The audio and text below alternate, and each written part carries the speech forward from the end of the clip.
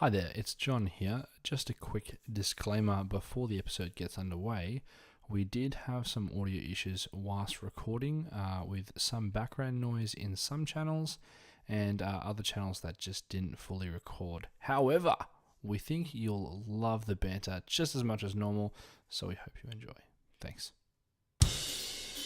Good evening and welcome back to Film Bants. This evening I'm here with Gavin. Hello. Hello mate, it's good to see you. And John. I'm here. It's good to see you. And I'm Chris. It's good to see you both. It's been too long. Since we last spoke, we watched a film. And Spoilers. should we welcome the listeners to the first ever episode of Film Bants? Yeah, we should. Welcome to the first episode of Film Bants. It's nice to have you along. Yeah, it's lovely to have you here. I don't know why I said episode twice. That's how excited you are. Yeah, You're having an episode about the episode. Exactly. Early onset stroke. That's good. So, for this inaugural episode, It was a great start to the show. It's always just a pinnacle of professionalism here. We watched Casablanca, and none of us had ever seen it, which that just speaks to our credentials as guys who should have a movie podcast. Now, straight from the bat, I have to admit, had no idea that the Casablanca term referred to where they were. Thought it was his name. You thought he was Mr. Casablanca? Without seeing the movie, yeah, I thought he was like George Casablanca or something. Or his first name Casa, last name Blanca. George So Casablanca. George is the first name that came to my head, and I don't know why. Jerry. Oh, that's so good. Mr. Casablanca. So that's the first one out of the gates. That's so just funny. to let you I can't know. believe you actually Didn't know. Are you being serious? You actually 100% did not know it was a place in French Morocco. Humphrey Bogart as Casablanca. Yeah, in right. Casablanca. Like, Are you thinking about Casanova? no, I'm thinking his name was Casablanca, right? Like Hulk Hogan was the Mr. Mum in Mr. Mum. Sure, and he was Santa with muscles. Hold on. Or was that I Arnie? retract that. I'm pronouncing it wrong. It's Mr. Mom. Mr. Mom. Not Mr. Mr. Mum. Mom.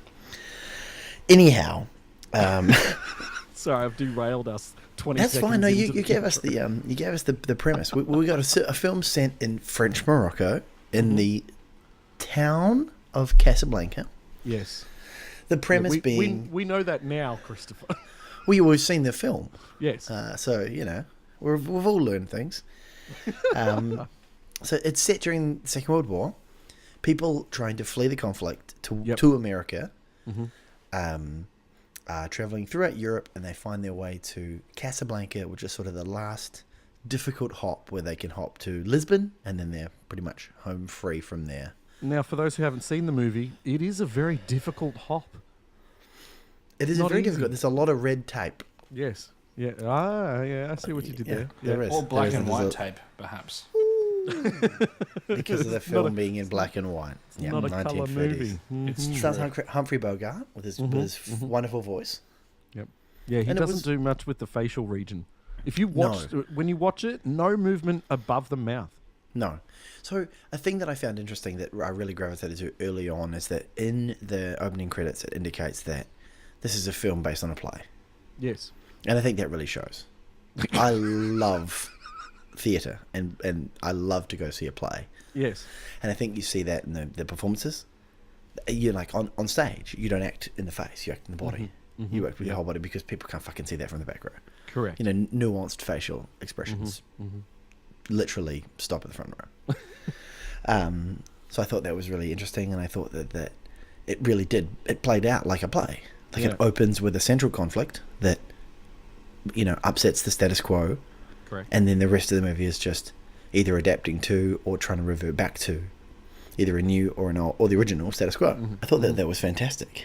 So there was so many things that were in that movie that I had no idea were from that movie. Yeah. Many film cliches that are Yeah, from absolutely. that. 100%. Of all the gin joints in all the world, from Casablanca. Yep. Here's looking at you, kid. Yeah. Casablanca. Yep. We'll always have Paris. Casablanca. Fucking Blanca. Louis, I think this is the beginning of a beautiful friendship. Again, Casablanca. All these film cliches all of them I had no idea were from, probably because I hadn't seen it, but that's from the insane. same film. Crazy. It was insane. Anyway, do you want me to do a bit of a quick rundown? And we'll see how much of it is actually usable. But I may or may not interrupt during your rundown. that's fine. Sometimes the rundowns can be a bit stale, so it's probably better if you do. Anyhow, the scene is set. During the Second World War, refugees fleeing the conflict make their way to Casablanca in Morocco, in unoccupied France, hoping to secure visas to get to America. We meet Rick, Mr. Rick Casablanca, who runs a saloon. Rick is a cynic about the war and seemingly life in general. Some German officers have come to Casablanca looking for a man named Victor Laszlo, hoping to escape the war. They come to Rick's first to arrest the man who intends to sell him 2 letters of transport, which would allow anyone to leave unquestioned. Before he's arrested, this man leaves those letters in the care of Rick. So here's our central crux, right? Rick has the MacGuffin, the thing that will allow people to escape Casablanca, which is why everybody is there. Laszlo shows up. He's bothered by the Germans and the chief of police. He agrees to come in for questioning the next day. Very surprisingly sort of bureaucratic and relaxed Nazis. It was definitely, challenged my conventions. It turns out that the woman who's travelling with Laszlo, Ilsa, has a history with Rick. We all thought that was her name. Flashback to Paris just prior to the occupation. This was nice. Good use of a flashback. I was impressed. Yeah, it was getting absolutely shit-faced.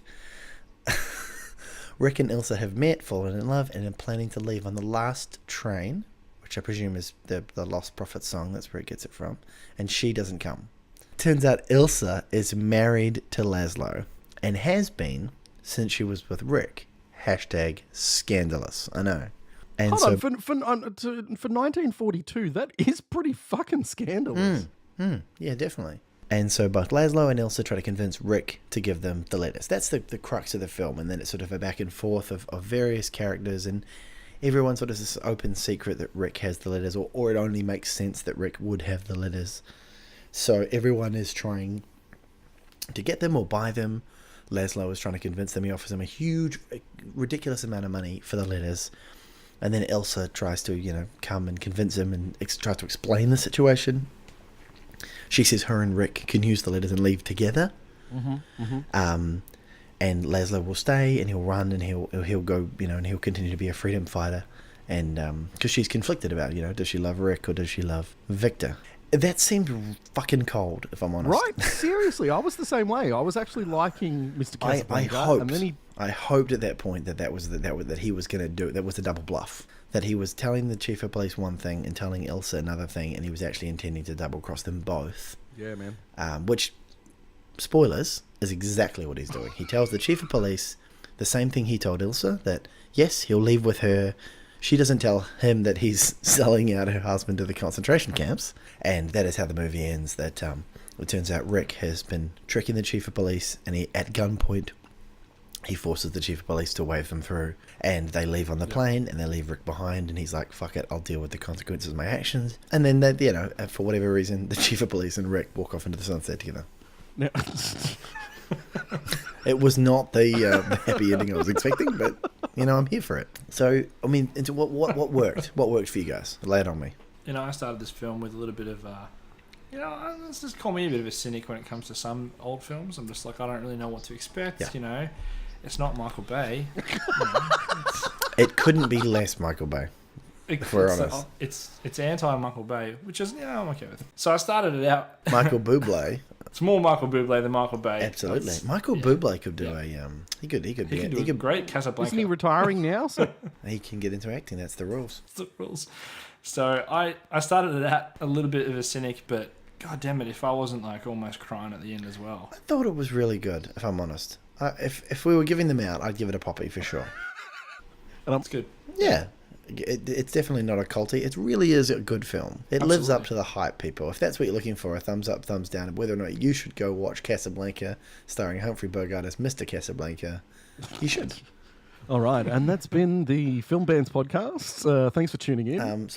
What else worked? What worked for you guys? I really liked the staging. I liked the sets. The sets were very vibrant for being in black and white. The music was fantastic in the background, and also the live stuff. In terms of stuff, what about stuff that didn't really play for you? Stuff that didn't work? I think 'cause it's probably just due to the time that the movie came out. They did play it pretty safe with how they portrayed Nazis in general. I think they didn't want to, overplay their hand. They usually play them kind of as more of an annoyance than outright kind of the evil that we see throughout, pop culture films. For sure. Through the last 30 years. I really had a bit of a time adjusting to the fact that, people would still sit down with them and, listen to them. Yeah. And just entertain them. I was just like, I don't know how I feel about this. That was probably one of the first and main ones. Yeah, Nazis. Kid gloves. Softer look. Kid gloves for Nazis. Kid gloves for Nazis. Yeah. So the big takeaway for me is that at its core, except for, maybe no supernatural elements, this was supernatural young adults teen romance, wasn't it? There's a bloody love triangle right in the middle of it. I'll have you know, Supernatural is nothing like this. If there were 14 seasons of Casablanca... But you could say... you could definitely say... You could definitely say it's more Twilight without the vampire. Well, this is the thing. That's the love triangle going on there. That's what I'm saying. Yeah. You understand? I'm saying supernatural. Yeah. It existed, the term, before the show. What? This is brand new information. Even as unfathomably long ago as 13 seasons was, there actually was supernatural things before then, but only by a year or two. So I thought that a good exercise might be to look at other famous love triangle movies and try and decide definitively which is the best, the ultimate teen romance love triangle movie. Obviously, Casablanca is good, but let's see where these others stack up. So here's one. Pirates of the Caribbean. Elizabeth, Will, Captain Jack. It's very questionably a love triangle when two people are married. They're not married at the beginning, and she totally wants to doink him. So it's there. I'm talking about the first one. The good one. All right, yeah, okay. All right, the good okay. one, All right, yeah, no, there's a little bit I'm feeling what you're putting down. It's a no. It's a no. It's not better than Casablanca. All right, next one. X-Men. Jean Grey, Scott Summers, Hugh Jackman. That's a good one. That's a good one. That's pretty hard. It's a pretty good one. Pretty good one. And more importantly, are you team Scott or are you team Hugh? I'm team Scott. He's nice to her. He deserves none of what kind of shit he gets. I do have to say that he's kind of a douchebag though, and he kind of talks down to her a bit. Let's be honest. Wolverine, Logan invites it. Oh, he was asking for it the way he was dressed. Is that what you're saying? Oh, yeah, okay. With his attitude. All right. So he immediately judged him. Anyway, Casablanca is better, I think, because it's a better love triangle than X-Men. It's got more depth to it. They had Paris. You know what I'm saying? Okay. Next one. Next one. Dark Knight. Harvey, Rachel, Bruce. I thought it was definitely going to be the Joker The Joker and Bruce. Yeah. The Joker and Bruce and Harvey and Batman. Yeah. Harvey, Rachel, Bruce. It's a very good one because she does love both of them at different times in the same way that Rick and Vic and Isla. So, I mean, it's a pretty good love triangle, I think. I think it was pretty well portrayed. Yeah, it's not bad. In the same way that the hero kind of gets spurned. You know what? I think it's a bit unfair. It's a bit unfair to compare them only because The Dark Knight had 2 films to establish the characters and their love triangle. Well, just because you know the backstory of Rachel and Bruce because of that film. I think you'll find in Casablanca there was a perfectly adequate flashback that establishes it in exactly the same. Is the flashback better than Batman Begins? He's driving in a car. I don't see any of that in Batman Begins. Yep. Anyway, next. What? Next. You don't. He has a tumbler. That's not a car. That's a bat tank. That's a tank. Checkmate. Fuck, I lost that one. My name's Michael Caine. Shall I prepare the bat tank? Now it sounds like a big thing of water that he swims in, or like he puts criminals in. He keeps his cowl on and he just goes for a little. I've caught king shark. Shall I put him in the bat tank? The week pulls it in after it's cleaned all the leaves out of the bat tank. So next love triangle movie, and I think this is a strong one. Back to the Future.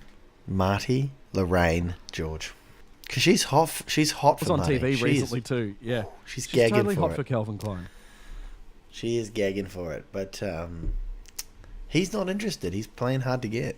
She is so hot for him. She the is whole hot time. under the collar. We all are.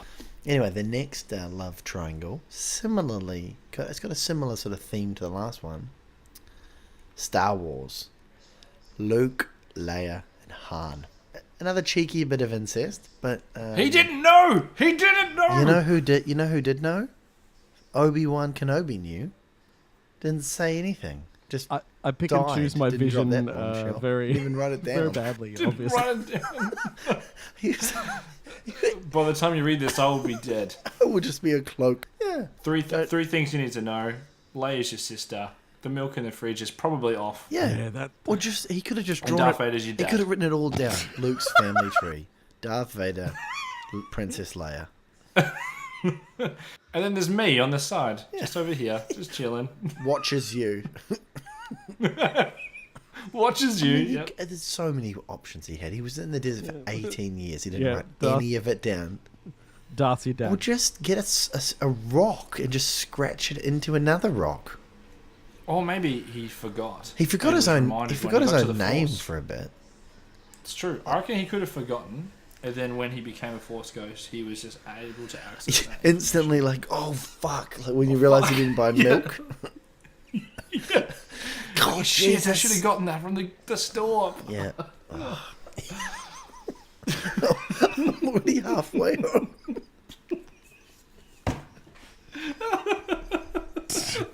My wife's gonna kill me.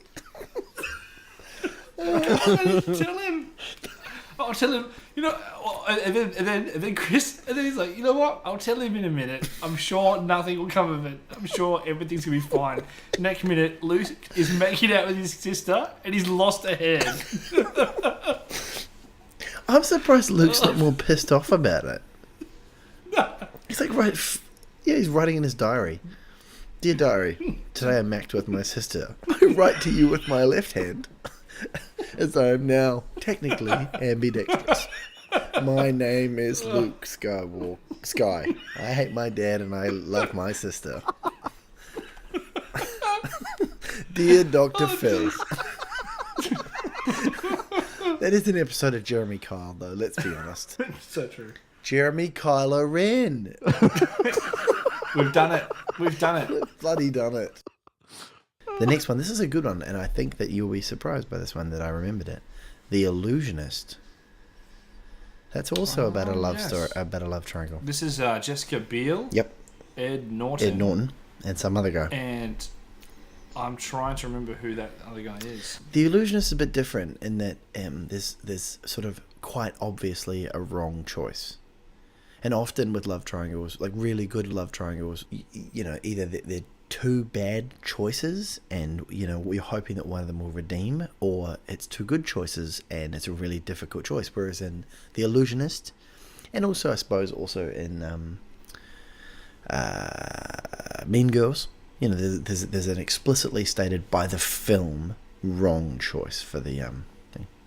And shout out to Mean Girls for being the one that bucks the trend of it being two women fighting over the same man, as opposed to the usual, which is two dudes who like the same women. There we go. Tina Fey, y'all. She's got it. She knows what's up. Friend of the podcast, Tina Fey. One-sided friendship, admittedly.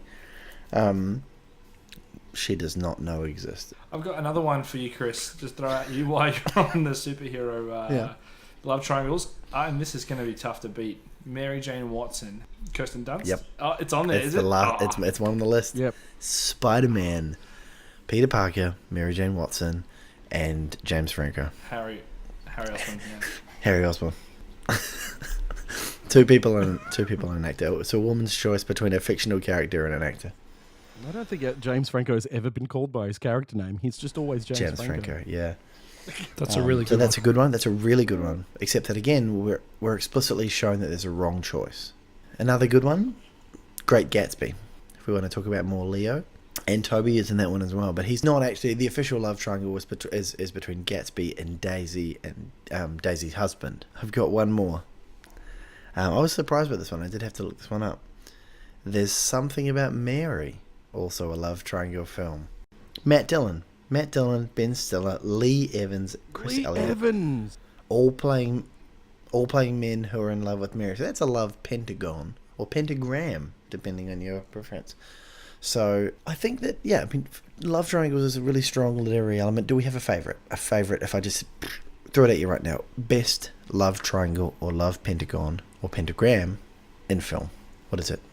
Out of the ones you've given Or us, another one. It could be a dark horse. That's fine. No, dude, I don't care enough about movies to go back in time and think of the ones I've seen. You had it here first. Movies, not that great.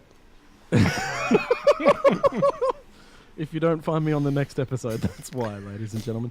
I'm going to go with the ones that you've given us, and I'm going to go with Back to the Future. Because it's got some troubling, but also very funny, love triangle. Yes, because that's not a cheeky bit of incest Star Wars style. That's some huge incest. Marty should fucking know better. Like, don't kiss your mum. That's one of the basic tenets. Don't get in a car in the 50s on prom night in the front seat of the car. Just don't do it, man. Pram night? Prom night. Prom. It's one of them things where they sell prams at discount prices. For one night only. Prom One night. night only. That's it. Don't miss out. Bring your mother. Kiss your mother for an extra 10% discount. Only on pram night. So I think my favourite love triangle is Spider-Man. Because I just freaking love the Sam Raimi Spider-Mans. I think they're amazing. And they're like friends and shit. So yeah, exactly. Because even though it's one of the ones where there's clearly a wrong choice in Harry, because Harry and Peter are such good friends, and Harry's motivations are actually really clear. It makes for a really interesting sort of three-way. Yeah. I think for me, I'd probably go ahead and pick Moulin Rouge. Oh, that is a good one. It's a very good one. Dark horse. With Nicole Kidman as Satine and Ewan McGregor. Yep. So there you have it, listener. Dear listener, sweet listener, beautiful listener. The best love triangle in any film. Your guess is as good as ours, but it's not Casablanca. In a podcast about us watching Casablanca, we don't think it's the best love triangle. Well, I'm not going to pussyfoot with the issues, Gav. I'm going to dance around the issues, you know? You know me. I'm a straight shooter. If Spider-Man's a better love triangle than Casablanca, I'll call a spade a spade. Just before we sign off, how about we all just do our best Humphrey Bogart? I think it's important. Sure. Give me a here's looking at you, kid. Here's looking at you, kid. That's pretty good. Yeah, Thanks, bro. John. Appreciate How about a we'll always have Paris. We'll always have Paris. That was pretty good as well. I'm pretty impressed. Are you going to do the gin joint one? Of all the gin joints in all the world, she had to walk into mine. I don't think that was that. I don't think that was very No, good. man. We got our Bogarts down pat. I think we do. I think we Bogarted it. Bogarted it. So it's going to come to the time where we need to thank some people. Is there anyone you would like to thank, fellas? Well, I mean, number one on my list is obviously Melissa for the beautiful new logo. I know we shouted it out last week, but wow. Yeah, absolutely right. It is so stunning. It's you amazing. can see that logo and more at our Instagram at Popular Cult Podcast, and also our Twitter at Popular_Cult if you want to keep in touch with us. Otherwise, if you want to help the show, it would mean a lot to us. You can head to patreon.com/Popular Cult Podcast. Throw us a buck or two. Thank you so much for listening. I've been Chris. I've been John. I've been Gav. And this has been Phil Bants. Here's looking at you, kid.